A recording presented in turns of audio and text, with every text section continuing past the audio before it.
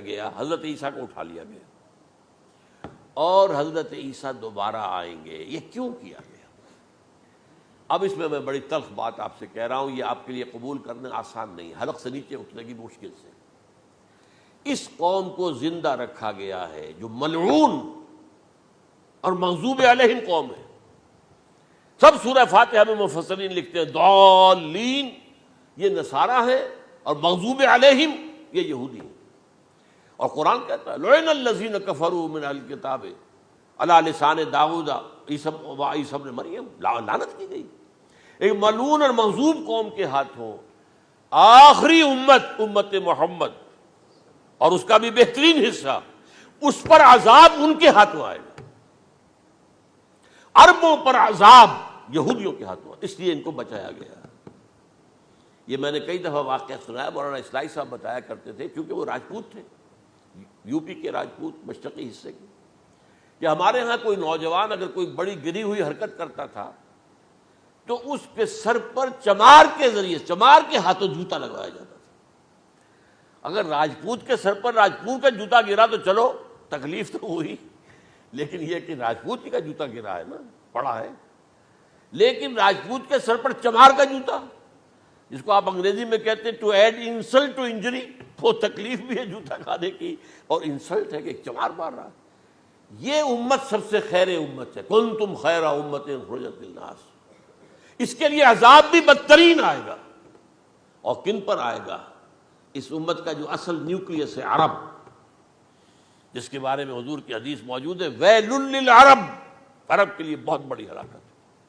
اور آج ہماری نظر میں آ رہا ہے وہ ملعون اور مغضوب علیہم قوم، ان کے سینے کے اندر خنجر کی طرح بھونکی گئی ہے. اور 30 کروڑ کے قریب عرب بے حمیتی، بے غیرتی، بزدلی، کمزوری، ذلت، مسکنت کی مثال بنے ہوئے. کوئی بول سکتا ہے اس اسرائیل کے خلاف؟ کوئی بول سکتا ہے؟ 30-35 لاکھ آدمی ہے اسرائیل کے اندر یہودی، اس سے زیادہ تو امریکہ میں 50 لاکھ کے قریب، کل 1.25 کروڑ آدمی ہے یہ یہودی پوری دنیا کے اندر. لیکن دیکھیے جو چاہتا کرتا ہے. جب چاہا اس نے عراق کے ایٹمک انسٹالیشن کو تباہ کر دیا، اور سعودی عرب کی فضا میں اس کو فیول کیا ہے انہوں نے، دوبارہ ری فیولنگ جو ہوئی ہے ان کے جہازوں کی، وہ سعودی عرب کی فضا میں ہوئی. یہ صورت جو ہے عربوں کے اوپر. اور اب جو آنا ہے آرمگیدان، کیونکہ پوری عیسائی دنیا یہودیوں کے قبضے میں ہے، اور یہ رومی ایک حدیث کی روح سے 80 علم لے کر حملہ آور ہوں گے تم پر. اور یہ ہوگا مڈل ایسٹ میں. آپ کو معلوم ہے پوری دنیا میں کہا جا رہا ہے 3rd ورلڈ وار جو ہونے والی ہے وہ مڈل ایسٹ میں ہوگی. اور میں ٹوائنبی کا قول آپ کو سنا چکا ہوں، 1950 کا قول ہے اس کا. یہ اس وقت تک تو سوال ہی پیدا نہیں ہوتا تھا. سارا تصادم جو ہو رہا تھا وہ ایک طرف روسی اور اس کے ساتھی تھے، روس اور اس کے ساتھی، دوسری طرف یہ مغربی یورپ اور امریکہ تھا. کوئی مسلمانوں اور عیسائیوں کی کسی جنگ کا تو کوئی امکان نظر ہی نہیں آتا تھا. لیکن ٹائنبی نے کہا ہے، جو سب سے بڑا فلاسفر آف ہسٹری ہے 20ویں صدی کا، کہ اب جو جنگ ہوگی بڑی، جو اس نیکسٹ سینچری کی، 21st سینچری کی، وہ در حقیقت کمیونزم کے درمیان اور کیپٹلزم کے درمیان نہیں ہوگی، بلکہ عیسائیوں اور مسلمانوں کے درمیان ہوگی. یہ میں اس کا حوالہ بھی پورا آپ کو دے چکا ہوں، اس نے یہ کہاں یہ بات کہی.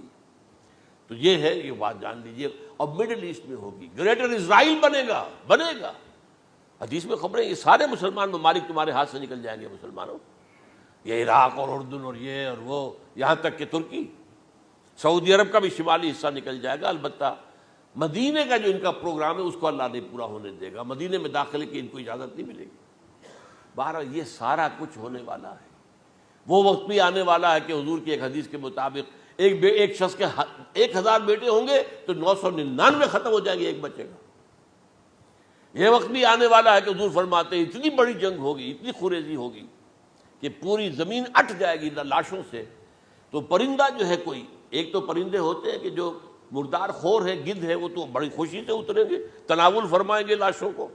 اسی طریقے سے کوے ہیں، چیلے ہیں. لیکن جو نفاست پسند پرندے ہیں وہ لاش کے اوپر اترنا نہیں چاہتے. تو ایک پرندہ اڑتا چلا جائے گا، اسے کہیں زمین پر اترنے کی جگہ نہیں ملے گی، لاشیں ہی لاشیں ہوں گی. یہاں تک کہ وہ تھک ہار کر اس کے جو ہے پر جواب دے جائیں گے، گرے گا تو لاش پر گرے گا. یہ وقت آنے والا، اور یہ یہودیوں کے ہاتھوں، یا یہودیوں کے جو سپورٹرز ہیں اس وقت، جو ان کے ہاتھ میں آلہ کار ہیں، ان کے ہاتھوں آنا ہے۔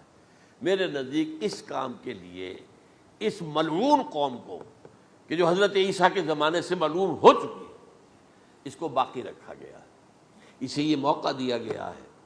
اس نے اسرائیل بنا لیا ہے، تقریباً 2000 سال کے بعد وہ دوبارہ آ کر آباد ہوئے اس سرزمین میں جہاں سے نکال دیے گئے تھے 70 عیسوی کے اندر۔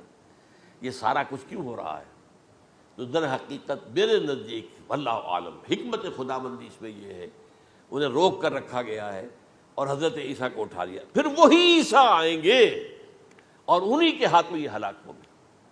سوائے اس کے چونکہ جو ایک میں نے آپ کو کئی دفعہ حوالہ دیا ہے، فلاڈلفیا ٹرمپٹ ایک رسالہ نکلتا ہے پروٹیسٹنٹ عیسائیوں کا، انہوں نے یہ لکھا ہے، اس نے لکھا ہے ایک پرچے کے اندر کہ جب حضرت مسیح آئے گی اینٹی کرائسٹ ہوگا، وہ لکھا اس نے کہ وہ یہودی ہوگا، حالانکہ وہ پرو یہودی ہے۔ وہ جتنے بھی یہ جو کرسچن زائنسٹ ہیں، یہ تو یہودیوں سے بڑھ کر زائنسٹ ہیں، ان کے بڑے سپورٹرز ہیں۔ تو لیکن اس نے لکھا ہے اینٹی کرائسٹ ول بی اے جیو۔ ابھی کچھ عرصے پہلے آپ کو یاد ہوگا نوسٹریڈیمس کا بڑا چرچا ہو گیا تھا، اس کی جو ہے وہ پیشن گوئیاں، اور یہ کہ ایک مسلمان ہوگا اینٹی کرائسٹ، اور صدام کے بارے میں اشارے کیے جا رہے تھے کہ وہ اینٹی کرائسٹ ہوگا وغیرہ وغیرہ۔ لیکن انہوں نے لکھا ہے کہ وہ اینٹی کرائسٹ یہودی ہوگا، اور اس نے لکھا 80% یہودی قتل ہو جائے گا۔ یہ میں نے ایک تعویل کی ہے اپنے ذہن میں کہ 20% شاید وہ ہوں جو حضرت عیسیٰ کی جو سیکنڈ کمنگ ہے، آمد ثانی کے موقع پر ان پر ایمان لے آئیں اور وہ بچ جائیں۔ لیکن جو بھی حضرت عیسیٰ کا انکاری ہوگا وہ ختم کر دیا جائے گا، جیسے قوم نوح ختم ہوئی، قوم ہود ختم ہوئی، قوم عاد ختم ہوئی، قوم صالح ختم ہوئی، اسی طریقے سے۔ تو یہ قانون خداوندی پورا ہونا ہے۔